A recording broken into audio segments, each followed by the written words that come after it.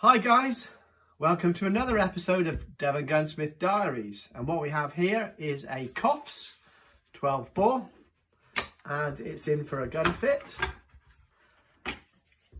and as is quite often the case with guns of this type, it's a new gun from a customer, regular customer, and that would be the size of the pad normally.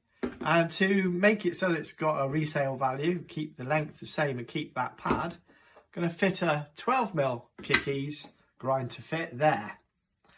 There is also cast and drop on comb to be taken care of. Now interestingly, this is a Turkish walnut, I guess, and it seems to be quite soft because it's already had a couple of little bruises and bashes on it, little marks. So got to be a bit careful. We need 1/4 inch off the comb to reduce it. The customer is used to shooting side by sides which have a slightly lower comb profile, and it's just to match all this gun to all of his other guns, so hence the adjustments. Cast on, drop on comb and length of pull. So let's get into it, guys. If you enjoy the content, don't forget, like, subscribe and click the notification bell.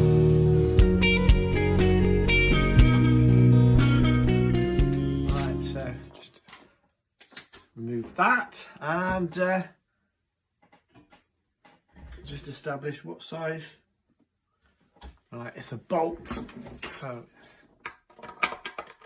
there we go. Lovely. You've seen me take stocks off before, so I don't really need to go into this in too great detail.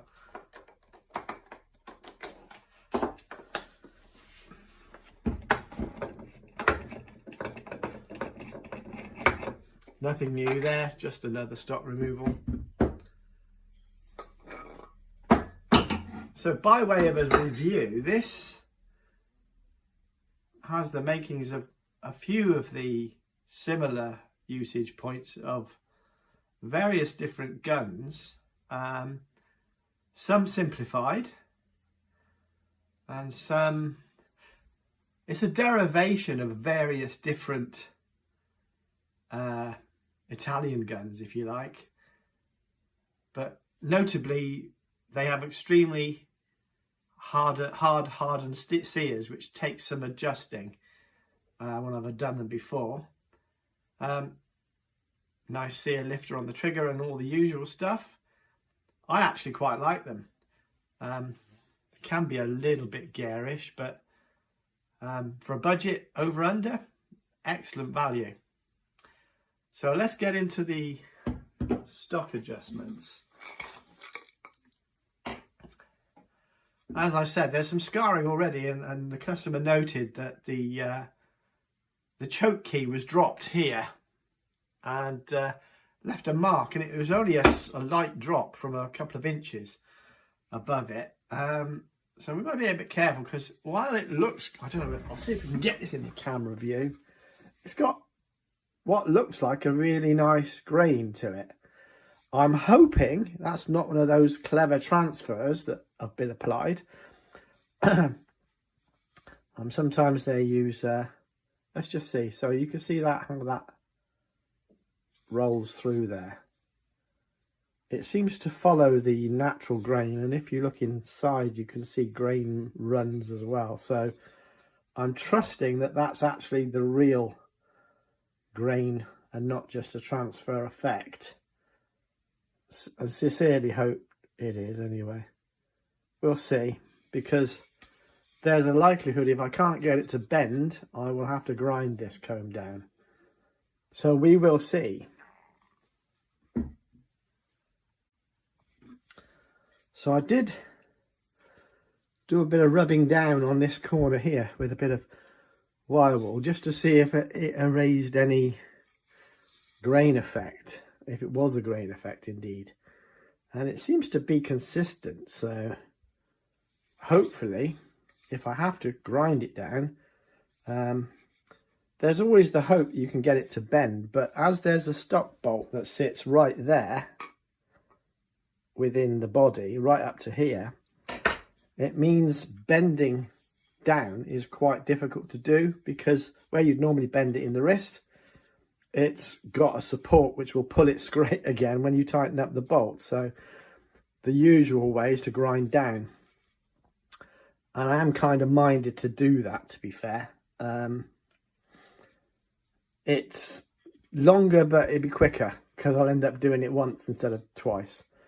But what worries me is the epic fail that comes if I find that that's actually one of those optical illusion transfer systems.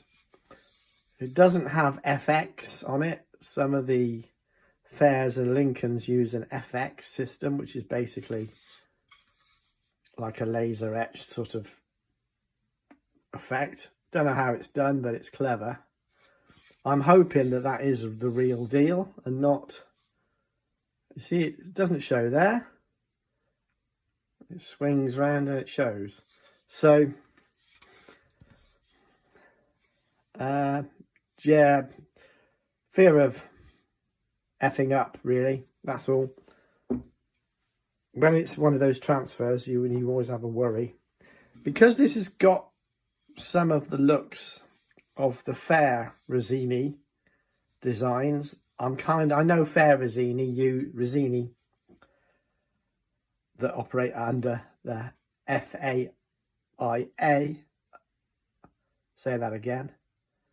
As in Fair, Fabrica Arms International Rizzini, I think it is. They use a transfer system which they call the FX system. I'm just truly hoping it's not that, because that will be annoying if it is. But I don't know. I'm still thinking I need to grind it for efficacy. So it's fear of taking that off and leaving it plain. That will be an epic fail. Yeah, so just consulted the client and he's happy for me to grind off and risk the chance that that is a transfer type system and not a true grain. I have done a bit of rubbing here to see if that grain disappears. It doesn't. So there's a suggestion that it's a real piece of nice wood, hopefully. So with his blessing, I'm going to grind this flat and then reshape it and polish it back. Once that's done, we can refit the gun, grind the pad and set it in the jig for the cast. So let's crack on.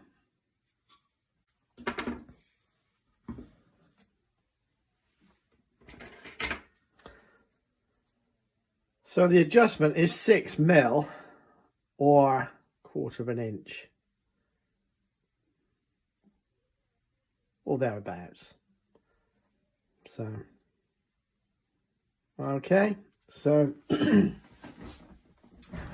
let's just look at that first.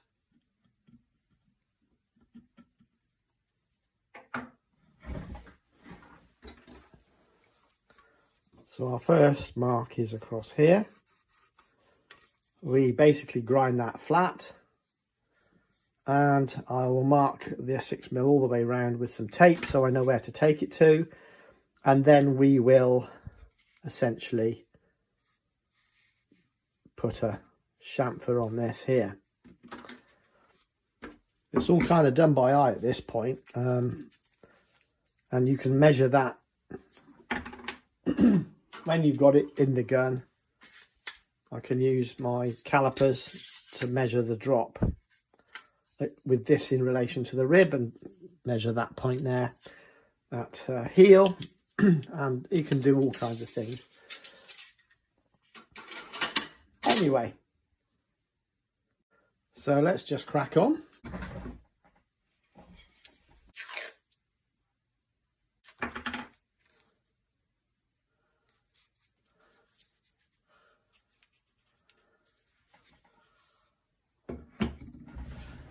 I don't know whether I'm going to be getting in my own way here trying to do this, but we'll persevere nonetheless.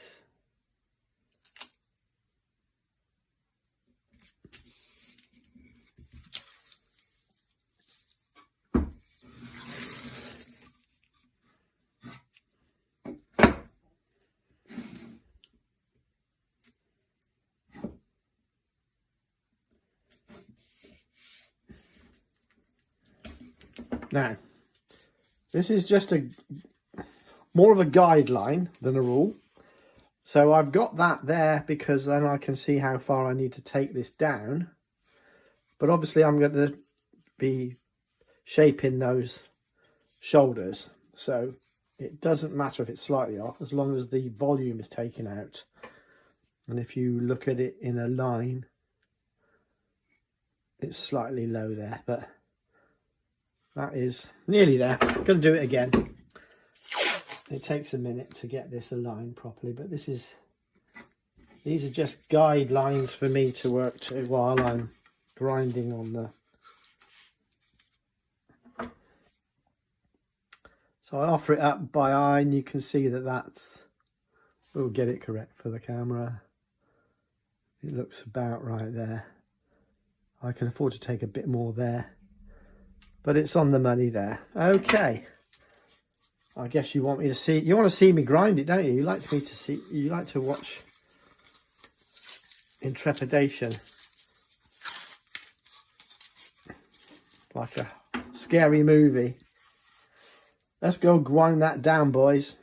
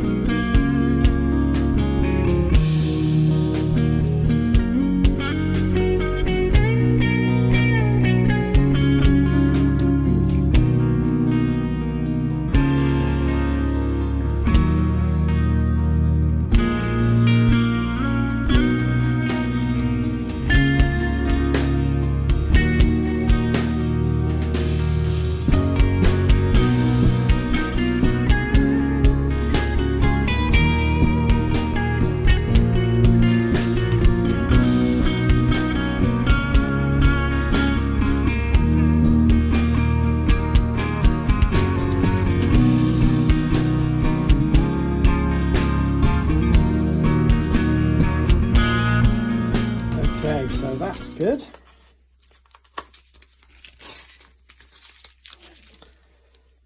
So it's basically flat. Now I'm just going to scribe the... There was a bit of an error there, but this is still within scope. So, okay, so I can't show it very easily on the camera, but there's a scribe mark that I can see there. This will be a grind to fit. And if you wonder why I'm so choked up, it's the dust, unfortunately.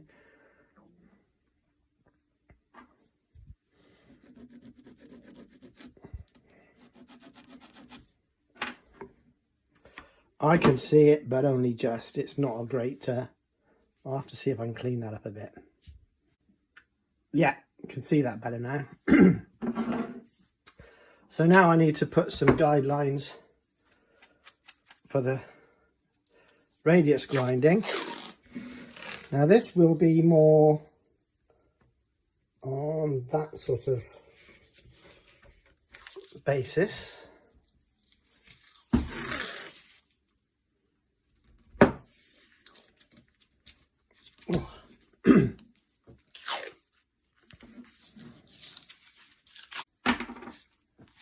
Right, so let's just knock that off, and very pleasing to see there's still a nice grain in there, so that's very, very pleasing. So we're going to get a beautiful finish.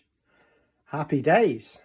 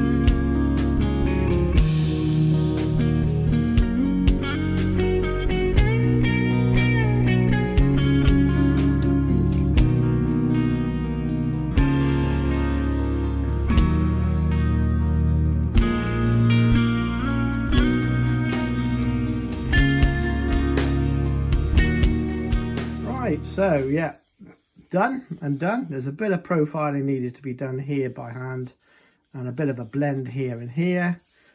Polish, grain seal, a little bit of stain just to bring it up a little bit, not too much, just to bring it to match the colours. Polish, wire wool, and then oil finish. Raise these dents as promised, and so on. So crack on then. Okay, so full disclosure. On undoing all my wrappings that I put around the forend, the wrist of the stock, there was a bit of a ding here where it had come across and just caught there, in spite of all the rag and the protection I put on. So I've just polished that out, and then I've paid attention to the original ding repairs. I've just highlighted them slightly there with a bit of sandpaper, just to ease them out. These are going to be steamed out, that one's going to be steamed out, and just press on with it. But occasionally you have a little ding, and it's knowing what to do to straighten it out and smooth that out and get rid of that. It'll all be polished and cleaned and oiled, and you won't notice any different, other than the action is a better fit across the top there, essentially. It'll be fine, and it's just getting yourself out of these little scrapes that you get into. So this needs to be cleaned up here, and I did have some 180 grit. Can't see it now. Oh, there it is. Bit of 180. And one of the methods you can use if you don't have power files, which I wouldn't recommend on this because you've almost got it right. There's a file with a little bit of sandpaper on it. You can take out a little bit of that ridging right there, and in a controlled fashion quite quickly bring this up to sanding finish so that you can sand it. And more than likely I will refinish this stock all over. It will just make a nicer finish, generally look nicer.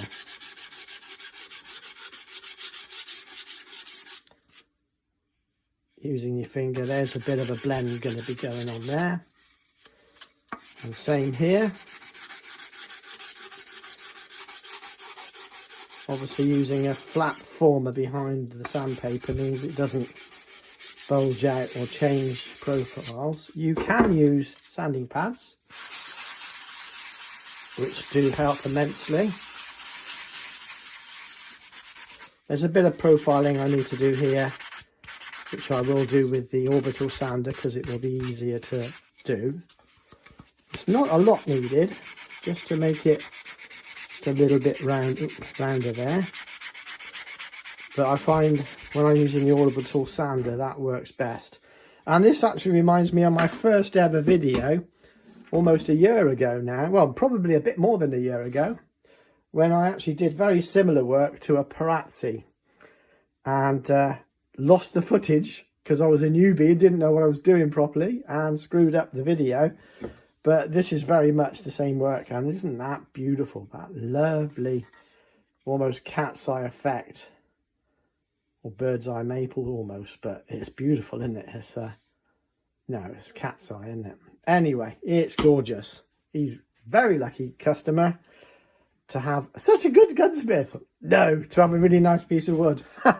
I believe he went through 20 stocks with the gun trader to select this particular one. But interesting, you can find them even in a almost budget gun. So here's the ubiquitous orbital sander. Better get the action and all this good stuff out of the way. And I do recall on my first video, I got trolled by somebody going, who would use an orbital sander on a Perazzi? Well, I got something to use for you guys. Perazzi use them. For flipping heck. You can't make production guns without using power tools these days. I mean, I could make a lovely sexy video with me going like this very slowly. Ooh, you know, for hours and hours just doing that. But YouTube won't pay me for that, so I've got to get on with this. like a professional in the production line. So let's crack on.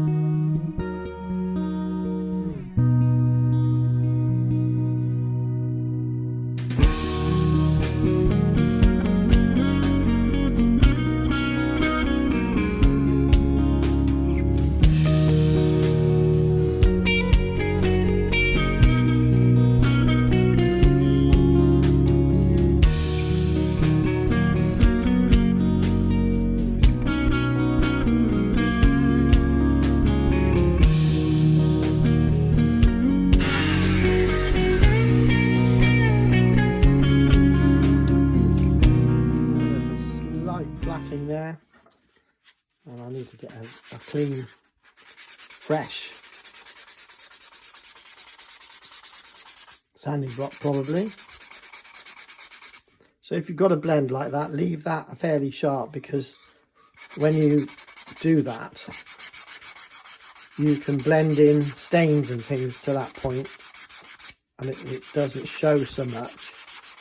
And again, if you feather this edge, you can stain it to match better with a faint blend rather than a strong line on big surfaces.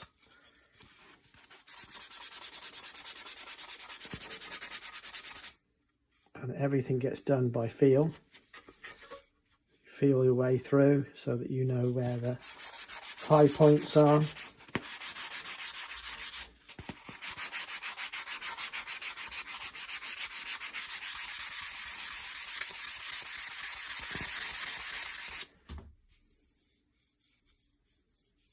See, that blend is imperceptible to my finger now.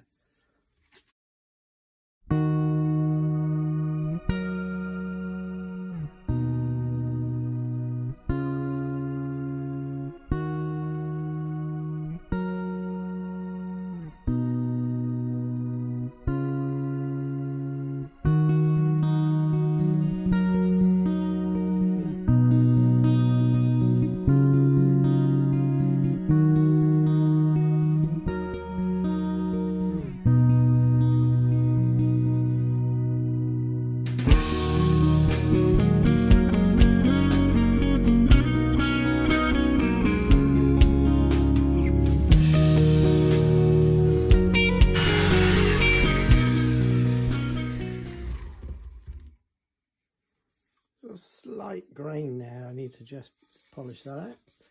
But what we can do is do a stain test. So I'm trying to decide what stain to use here. Okay, so I've got a light mahogany, which is kind of the colour, or a rich mahogany. Now if you use walnut, they come out too brown. So you need a little bit of redness, so there's generally a bit of mahogany kind of redness in there somewhere. Now I don't subscribe to lots and lots of tissue. Cotton, I just use one of these.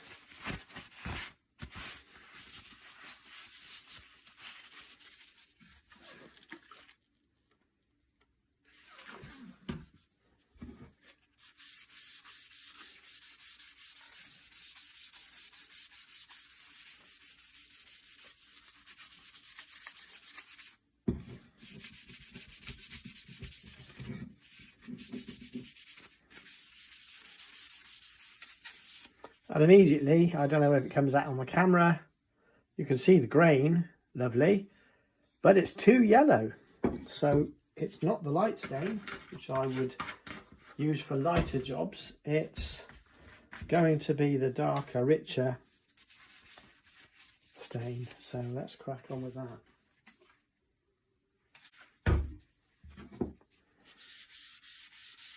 Yep, there you go. Oh, doesn't that look nice? Oh, now if I overstain, I'll end up with a dark line there, as you can probably see.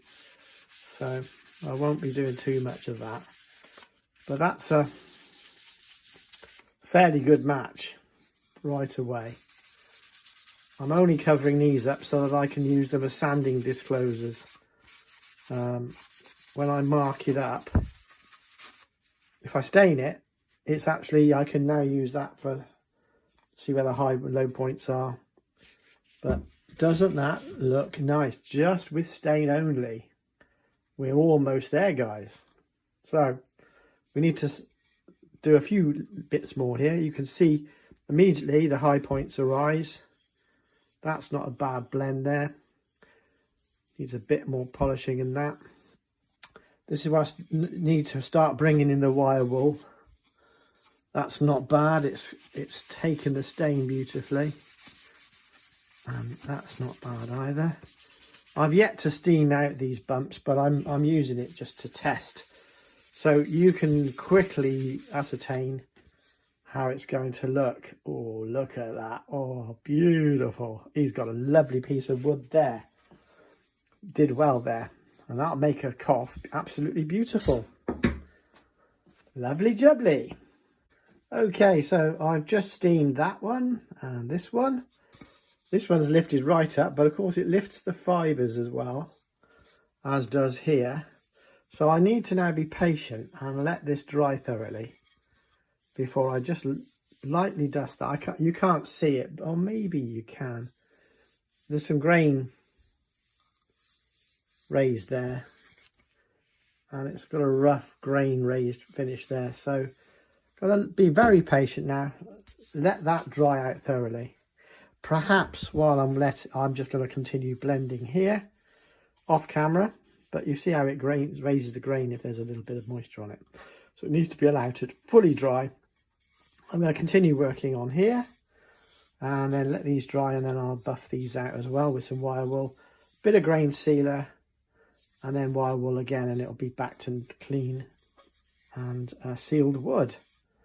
So this bit will be done off camera because it's just more of the same. See you in a minute, guys. Okay, sometime later. That ding is weird. It's stained. There's no perceptible feeling of it, but it's still got the mark, which is interesting. That one's cleaned right up. And as you can see, I've put a more sustained blend there, both sides, so that when we stain it, it'll blend in with what's there rather than creating a hard line. And that is smooth all the way through. I'm very pleased with that. There's a little bit of hand finishing to do. But first we're going to stain the final stain. I hope my dehumidifier is not messing up your audio, but raises the noise level slightly, but it's been raining, so it's kicked in. Got to maintain a regulated humidity. Brain wasn't working there for a minute. Just to keep things. There's gone out again there. Oh, look at that. It's popping up again. Oh, look at that. Oh, that's made me excited. That has. Doesn't take a lot these days. Right. A little bit more stain. Right, so the stain is because we're trying to match up to what's already there. They would have likely have used stain in the production as well.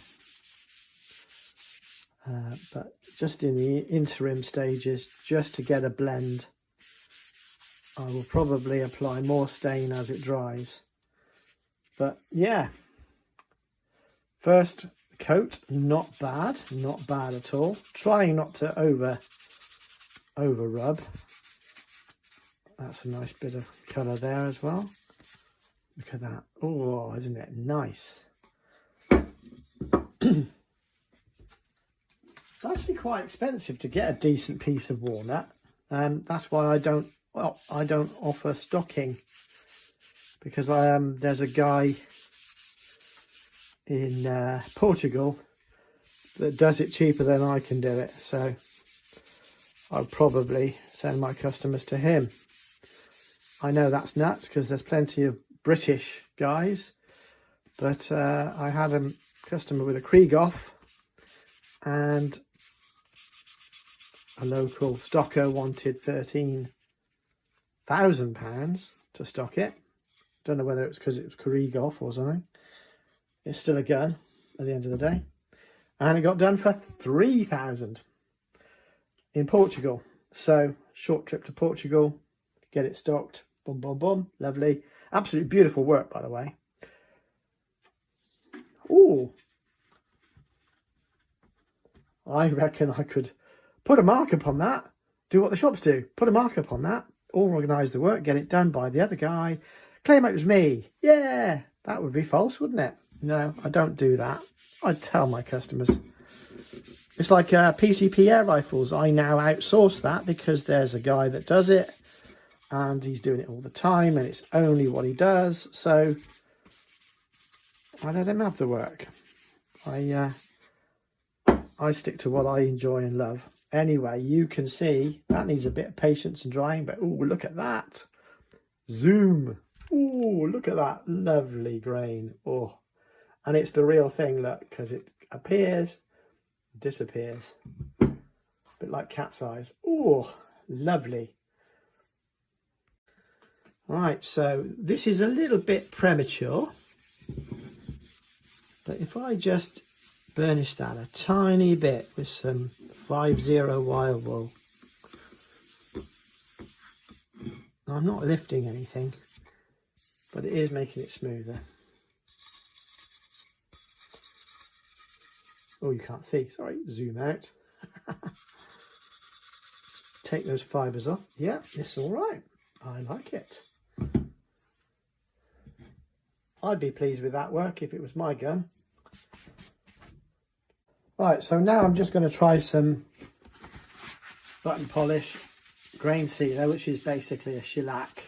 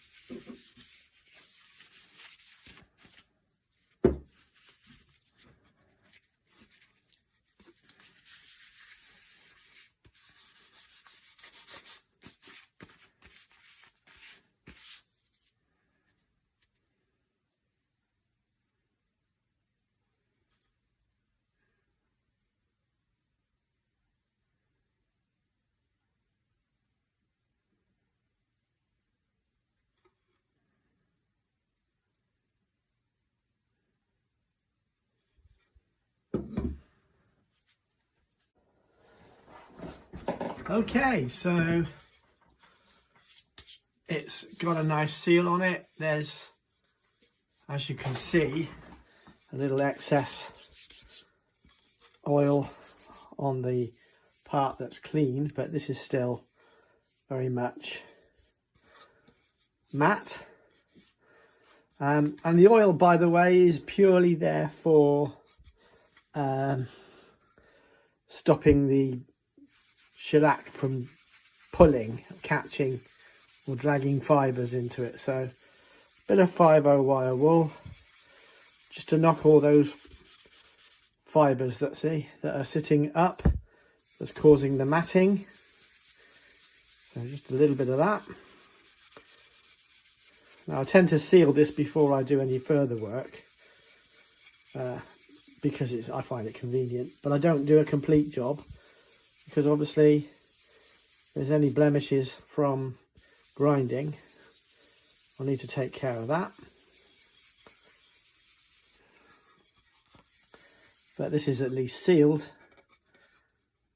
and as you can see the grains built up there, so it's all good.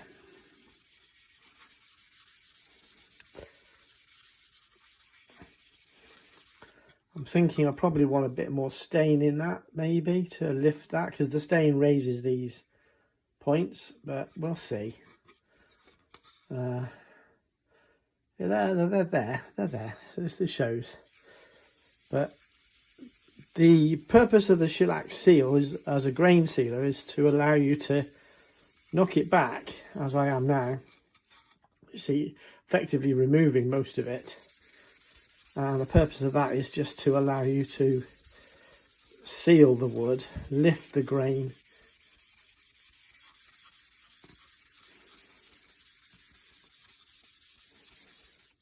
So now you see there's a little less, a bit more of a natural sheen to it that an oil polish will not stain.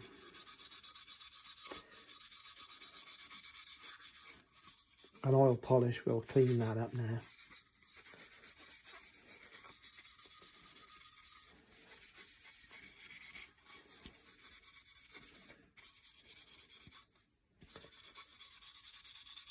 There we go.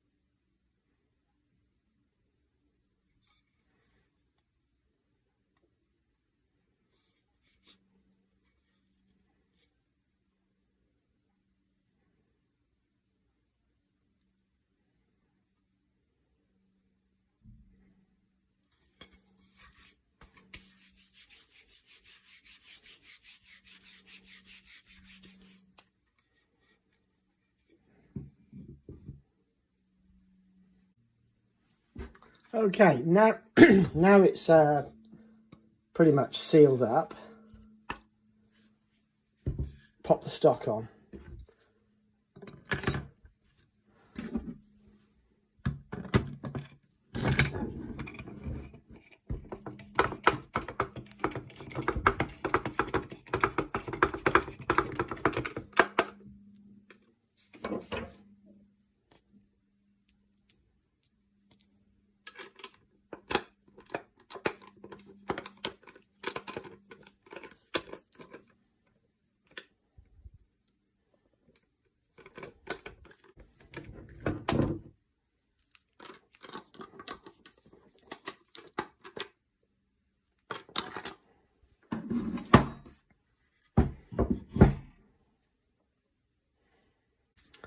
Right, so now the stock's on, it's starting to look quite nice. This is not the finished oiling, but it's basically a seal. My customer wants to do it by hand himself, which is fine, absolutely fine. So we've got to pop a thin Kickies pad on there. And then once that's been ground and done, we'll pop the whole gun into the cast jig and heat it up and put a cast on it as well. Right, so that's the pad fitted. It's a little bit of a shortcut video, this one, because there's a lot of tedious bits to do. And I'm going to just take this, but I'm going to do this on my knees, sitting down, so I can control how I do it. And there you go, protection for when I grind the pad. Now there are kinds of funny contraptions for scribing this and grinding it and so forth, but you have to remember that there's an angle there, so whatever you scribe here, you've got to go past that in the grind. So there's various ways. I tend to do it freehand these days. I've done thousands of them, almost literally, so I don't tend to get freaked out about it, but I do know people that will scribe them and use all kinds of fancy tools to extrapolate that mark and all that. But with a well-oiled stock, wiped down, and a bit of masking tape that will protect that from any bumps and scratches, bearing in mind that I can bring up anything that actually happens at any time anyway. This is just a scuff protection, saved me having to do work again. So I don't actually need that. I've done it without that many a time. But as you can see, I've taken the worst of the grind here down. And all I've got to do is lose that bottom edge with the taper. So there's a very small amount of grinding here to do. Simplifies. Right. Better go get on with that now then.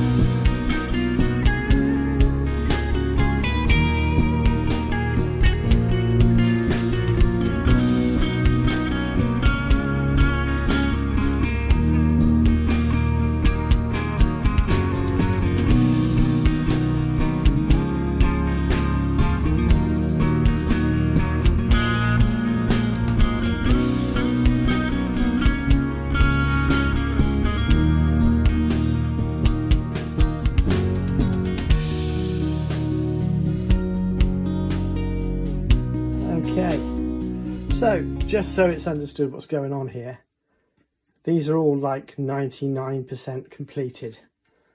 There's a little bit of tidying up there to do, as you can see, and all that sort of stuff, but it's difficult to document on camera because the camera is usually where I need to be to see what I'm doing properly. So it just touches on, as you can see, not a problem, no biggie, seriously. That'll get polished through, no problem. But that's about all, just a touch on there again,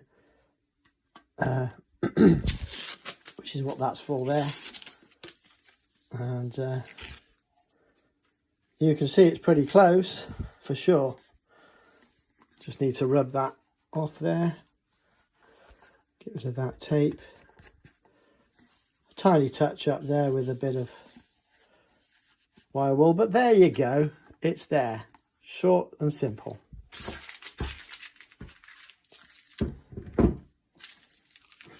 So now on to the stock bending, which I need the rest of the gun to assemble into the jig. If you're familiar with this channel, you will have seen it before. I'll probably give you an overview just to make sense of it all. So we'll get on with that now. First things first, slacken off the bolt before you put it in, because it makes it very hard to do otherwise afterwards. And assemble the gun and pop it in the clamp. So that's the gun in the stock. If I measure the offset here, it's 55mm to centre of action. And when I check here, it's the same. So that's a neutral cast stock. We want cast to the right.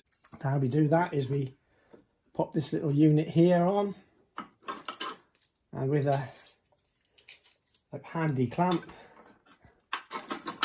we just hold that in place like so.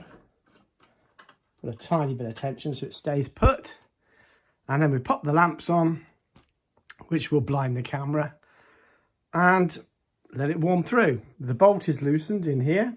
These leaves on the stock are clamped thoroughly against the action, and then we just put cast onto the stock. That's it really, guys. Okay, so we've got the new Kick Easy pad on, getting the correct length of pull. Going to do a bit of a finishing.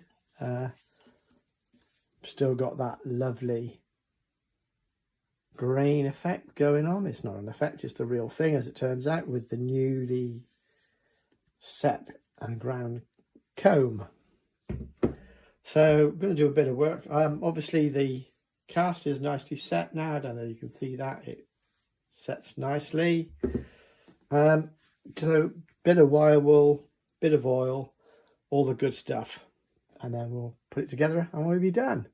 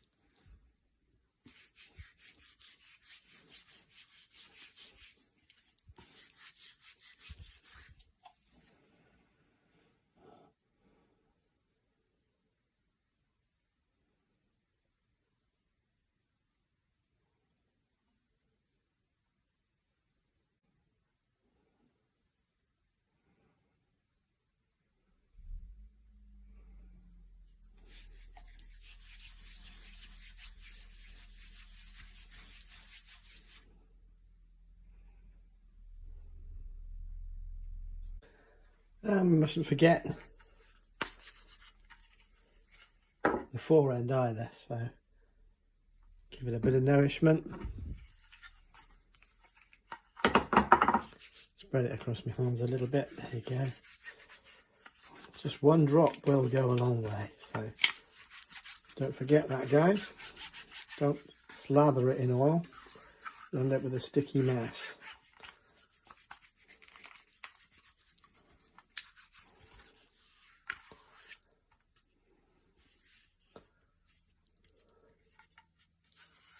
Lovely.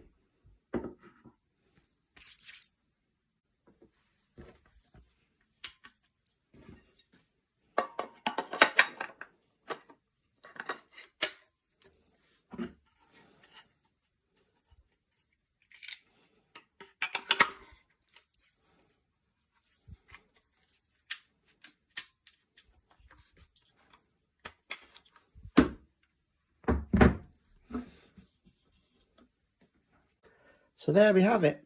Client gets the original full-size pad back.